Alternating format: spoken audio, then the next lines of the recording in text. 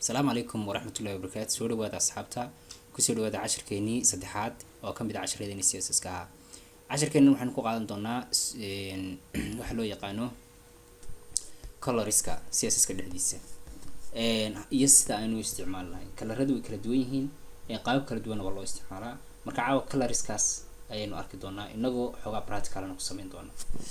Marka halkan su'aal baa inoogu taala oo ah how to use color in CSS. sidee colorka loo isticmaalaa CSS-ka marka la joogo.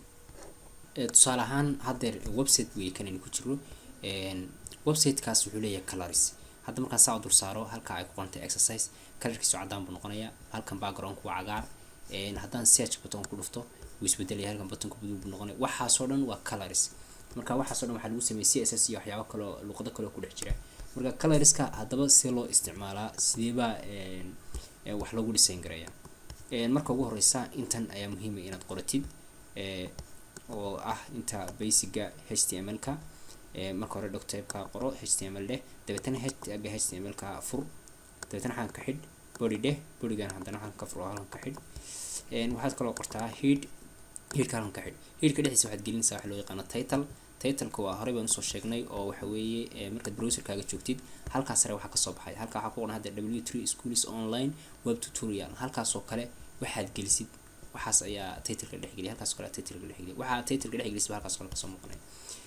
inta haddaynu dhaafno halkan oo kale waa linkiga isugu kan xidhaya page-kan HTML-ka. halka waxaa ku qoran inline.css.html baa halka ku qoran. html waa marka extension-ka .html waxa wataa waxay ku cadeynaysaa inuu yahay page-ka HTML-ka.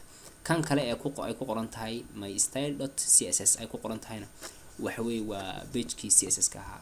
marka line-kana waa line-ka isku xidhaya. linki relation waa style sheet.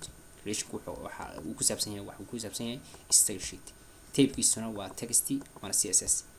intana waa magaca page-ka CSS-ka mystyle.css ka iyo halka magaca ku qoran halka iyo intaas waa inay islahaadaan. okay, inta hadeen ka soo gudubno halkan ayaan doonayaa inaan wax ku qoro. midna waxaan ku qoray halkan paragraph aan ku qoray b baan idhi, dabeetana waxaan qoray ku soo dhawow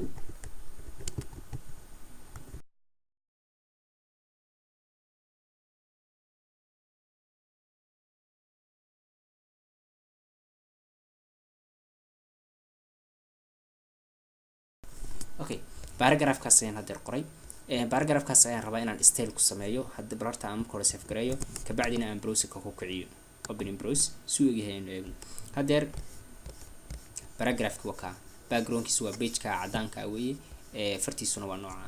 haddaan xagan ku noqdo oo aan bedelo marka color-ka horta marka ugu horeysa aan ku noqdo color-kii xagan haddaan ku noqono color-ka muxuu yahay color-ku. colors are specified using predefined color name.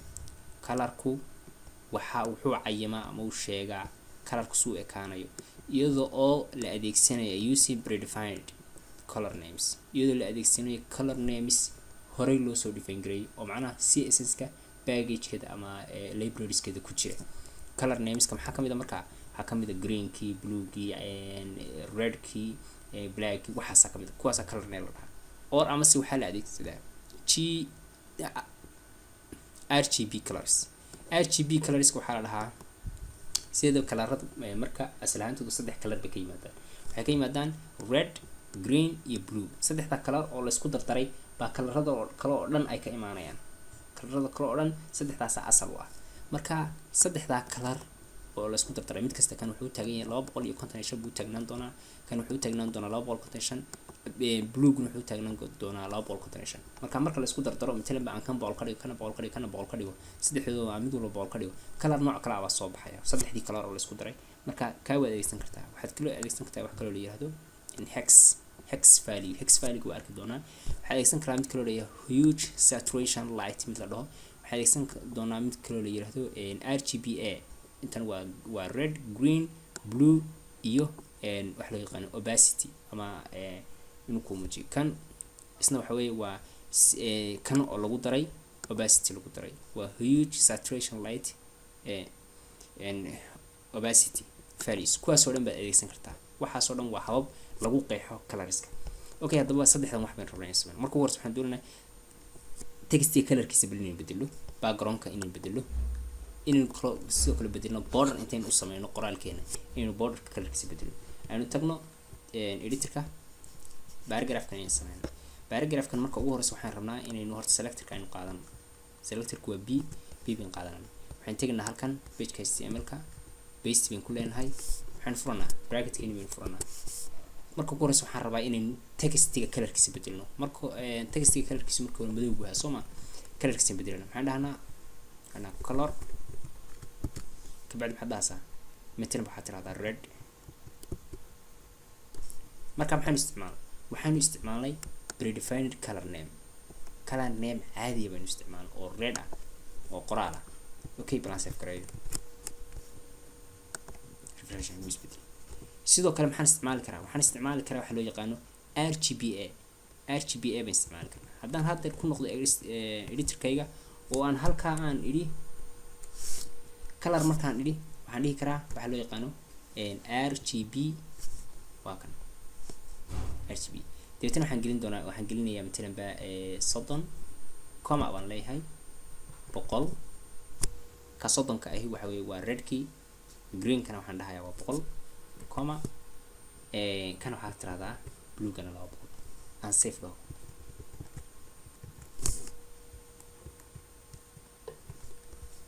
markaan refresh dhaho casaankan wuu isbedelayaa bal fiirso wuxuu noqday blue buu noqday okay bluega badnaa bluega aan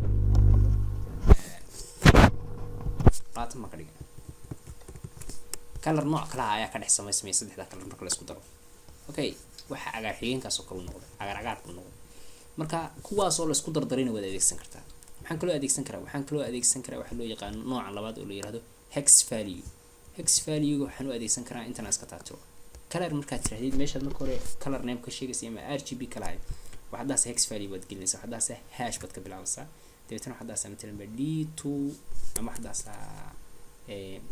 00000 waa black buu noqonayaa waan filayaa aan ku noqo black buu isbedelaya waan filayaa waka 00 marka waxaad intaad ka dhigan kartaa waa xuruuf iyo nambaro la isku dardaray kuwani matalan ba haddaan dhaho f1 f2 okay save dhaho gray oo kale inuu noqonaya ayaan filayaa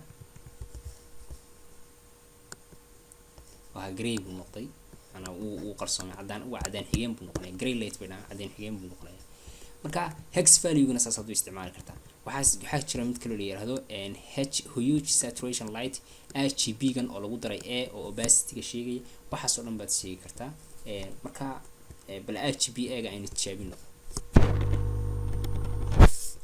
hadii karta RGBA waa kan marka halkan maxaad gelinaysaa marka ugu horeysa redka martana waxaad tirahdaa 200 iga dhig comma dheh green kana waxaad tirahdaa waxaad iga dhigtaa 20 ka kalena waxaad iga dhigtaa 50 comma dheh marka waxaad tirahdaa opacity kana waxaad tirahdaa 0.8 waxaad tirahdaa 8 opacity waa inta la arki karo transparent intuu noqon karo oo kale okay saas isu bedelay marka hababka kala duwan ayaad u samayn kartaa colorka waxaan oo dhan waa isticmaali kartaa okay haddaba textiga colorkiisa waan bedelnay background-ka rabnaa inaan wax ka bedelno xaggan integanaa halkan integanaa marka waxaan leenahay background-ka marka waxaan dhahnaa waxaad siisaa matalan ba blue hex value bay isticmaalnaa okay f1 f2 f3 okay so ma jeedid paragraphka backgroundkiisa oo dhan ayaan bedelnay waxaan ka dhignay colorka aan colorka si fiican u muujiyo aan ka taatiro intan aan dhaho matalan ba d2 d3 okay waka hadal si fiican u muuqda marka saas kale ayaad bedeli kartaa background-kana sidoo kale waxaan maanta bedeli doonaa border baan u sameeynaa border intaan sameyno baan border-ka colorkiisa bedeli doonaa okay xaggan aad tegaysaa mar labaad waxaad border deetana waxaad colorkiisa siinaysaa waxaad tiraysaa matalan waxaad siisaa border-ka sheegaysa waxaad tirahdaa 1 pixel solid markaas ayaad waxaad sheegaysaa kalarkiisa kalar noocee baad rabtaa inaad ka dhigtid horta bal aynu marka hore tijaabino suu ekaado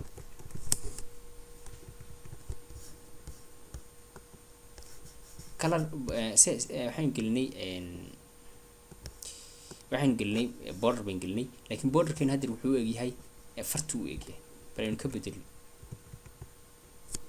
halkan aad tegaysaa markaas ayaad kalarka siinaysaa midna waxaan dhahayaa black baan idhi waa inuu madow noqdaa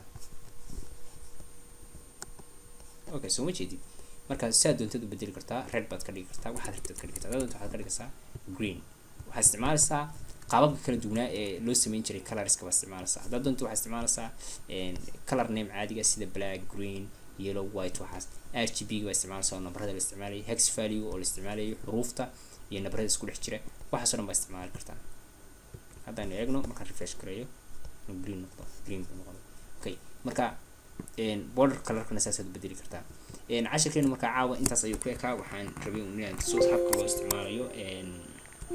habka loo isticmaalo colorska iyo qaabab kala duwan ee la adeegsado hadba kii adigu aad ka heshid ayaad adeegsan kartaa caawa cashirkeenu intaas ku egyahay aad iyo aad baad mahadsantihiin ad follow channelka subscribe saara videogana like saara. Assalamu alaikum warahmatullahi wabarakatuh.